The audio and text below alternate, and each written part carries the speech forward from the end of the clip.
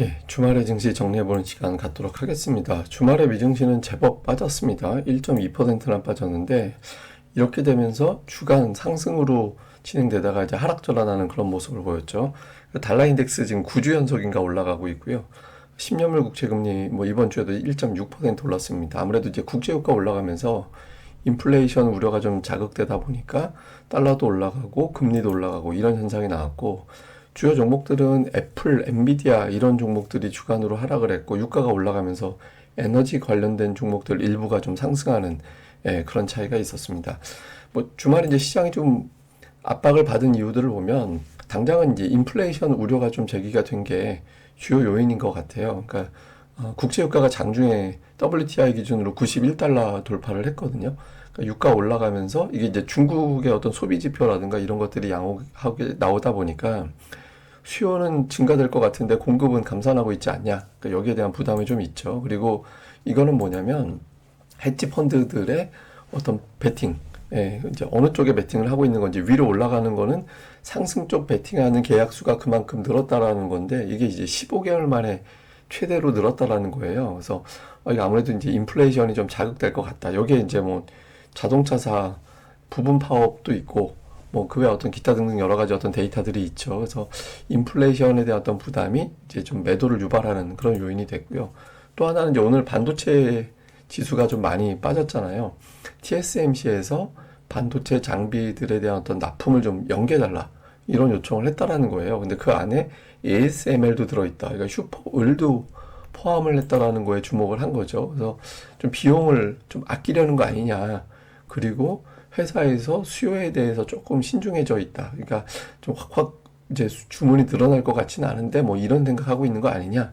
그러니까 이런 어떤 의심을 한 거죠. 이게 사실은 뭐 회사 쪽에서 이제 부인했다라고 하는데 어쨌든 이런 소식이 알려지다 보니까 필라델피아 반도체 지수가 3%나 하락을 했고 반도체 장비주 램 리서치 같은 경우는 한 5% 정도 빠져서 반도체주 지금 시가총액도 증시 영향력이 크잖아요. 뭐 엔비디아 이런 게 또 시가총액 상단이니까 그래서 이런 것도 좀 투자 심리에 일부도 이제 영향을 줬다 이렇게 봐야 될 것 같고요. 근데 저는 제가 보기에는 이거예요. 만길 이날 트리플 위칭 데이였거든요. 동시 만기 한 3조 4천억 달러 정도 되는 동시 만기였는데 이 올해 들어서 또 올해뿐만 아니라 어떤 특징이 있냐면 만기 되면 대형주들 대부분 다 하락해요. 이게 시가총액 탑 10을 보면 플러스 난 거 하나도 없잖아요.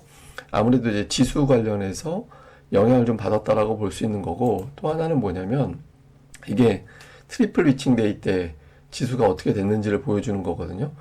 뭐 최근에 한 10개월 이상 놓고 보면 두 번 빼고 다 빠졌잖아요.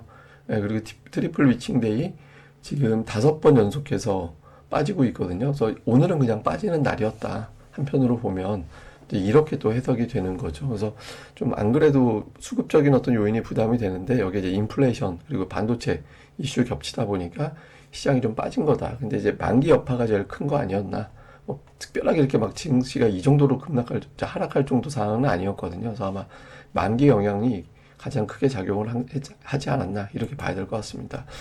뭐 좀 다른 어떤 데이터들도 좀 보면 소비자 심리 지수가 내려갔거든요. 소비자 기대 지수도 내려가고 심리 지수도 빠졌습니다. 소비자 심리 지수는 뭐냐면 현재 경제가 어떤 것 같아요? 라고 물어보는 건데 좀 부정적으로 답변하는 거예요. 전달 대비. 예상이 69.1이었는데 지금 67.7이었거든요. 그리고 소비자 기대 지수. 이건 앞으로 어떻게 될 것 같아요? 라고 물어보는 건데 이 지표들이 다 추춤하는 그런 모습이 나오고 있죠. 근데 이게 이제 추춤하게 되면 향후에 소비가 조금 줄어들 수도 있다. 이렇게 해석을 하거든요. 그리고 이제 또 하나의 데이터. 이게 뭐냐면 기대 인플레이션. 그러니까 미시건대 기대 인플레이션인데 요 수치에 좀 의미 있는 변화가 있습니다. 뭐냐면 1년 기대 인플레이션이 3.1, 예상이 3.5였어요. 되게 낮게 나왔죠. 2021년 1월 이후에 최저였고 5년 기대 인플레이션은 2.7, 2%대 내려왔고 예상이 3.0이었거든요. 이거는 2020년 12월 이후 최저입니다. 2020년이라는 시기가 언제냐면 코로나잖아요.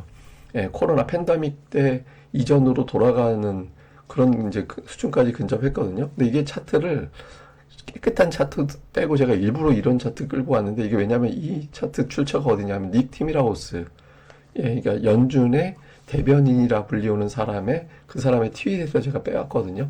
그러니까 이제 이 사람이 코멘트가 그거예요. 그러니까 팬데믹 이전으로 돌아가고 있다. 그러니까 기대 인플레이션이 왜 중요하냐면 기대 인플레이션을 바탕으로 가격 협상이나 임금 협상을 하게 되거든요. 이게 내려가면 내려갈수록 협상할 때 높여달라, 가격 또는 임금을 높여달라라고 하는 요청이 줄어들게 됩니다. 그래서 이 부분은 조금 긍정적인 측면도 있었다. 근데 이거 오늘은 뭐 만기에 뭐 유가 이런 거에 덮여가지고 제대로 반영은 안 됐는데 만약에 만기가 아니었으면 이 재료는 증시를 조금은 방어해 줄 수 있는 그런 사안이었습니다. 그 다음에 이제 또 하나 또 재밌는 통계 나온 게 오늘 로이터에서 나온 보도였거든요.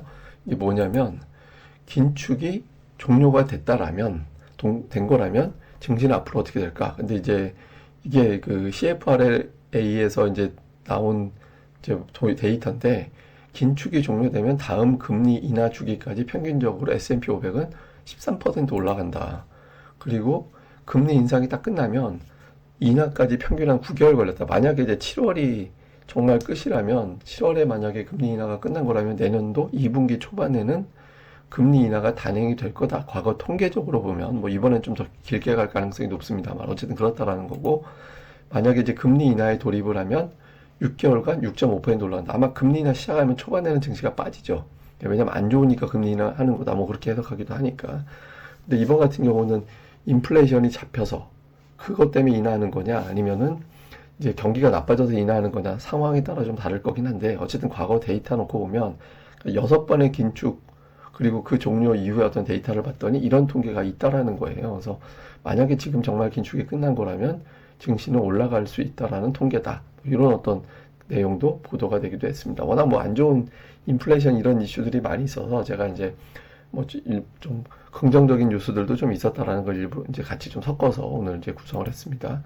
한국 관련된 데이터를 보니까 MSCI 한국 지수가 0.45% 올랐습니다. 이거 올라가도 좋네. 그게 아니라 이 MSCI 한국 지수는 어제 우리 증시 마감된 상황과 미증시 상황을 반반씩 더해서 반영하거든요.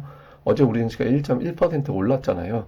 근데 0.45%밖에 안 올랐다는 거는 그걸 빼면 돼요. 1점이 돼서. 그러니까 대략적으로 한 0.6% 하락 요인이 있다라는 거고 실제로 야간 선물이 0.6% 빠졌습니다. 그리고 환율은 한 3원 정도 올랐고 그래서 주초에 우리 증시는 금요일에 올라간 거에 한 절반 정도 전후 내주면 더 출발할 가능성이 있다. 이렇게 보시면 되겠습니다. 자, 이슈를 정리해서 보면 이제 FMC 주간입니다. 금리가 4.3%대로 다시 올라왔거든요. 4.4% 넘기지 않고 이 즈음에서 이제 고점을 만들어 줘야 됩니다. 여기서 만약에 돌파하면 증시가 한 단계 더 좀 매도가 나오는 그런 형태가 될 수 있고 그 다음 이제 고난의 주간을 넘긴 애플이라는 표를 제가 드렸는데 애플이 신제품 발표하고 출시하고 일주일은 주가가 고전을 하고 그 이후부터 회복되는 경향이 있거든요. 애플의 주가가 돌아오는지 어떻게 될 것인가. 그 다음에 이제 증시 자금이 유입이 되고 있거든요.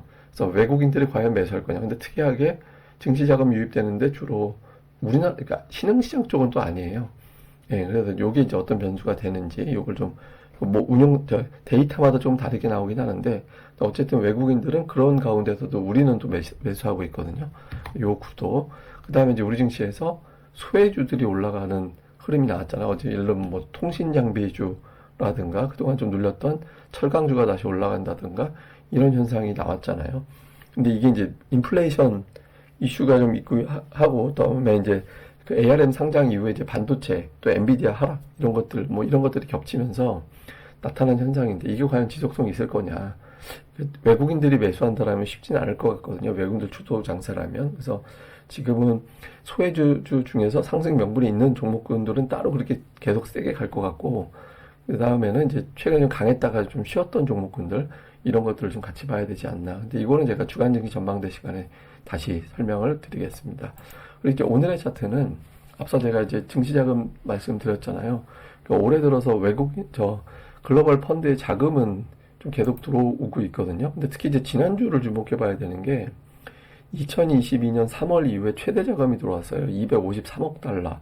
그러니까 연착륙 가능성이 높아졌다라는 어떤 평가가 되면서 들어온 걸로 보이거든요. 근데 이제 이게 지속성이 있는지가 되게 중요할 것 같은데 어쨌든 그 앞으로 데이터들을 볼 때 외국인들이 뭐 대량으로 이렇게 확 매도하거나 이제 그럴 것 같진 않거든요.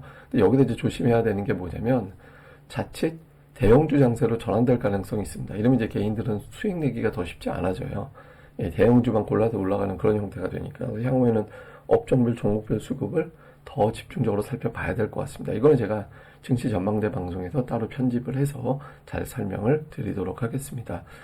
예, 그럼 또 주말 잘 보내시고요. 저는 또 다음에 뵙겠습니다. 이 방송 구독하기, 좋아요 1000개 이상 목표 항상 이틀 전에 1000개 넘겼더라고요. 예, 그 덕에 제가 또 조회수가 많이 나왔던데 이번에도 좀 많이 부탁을 드리겠습니다.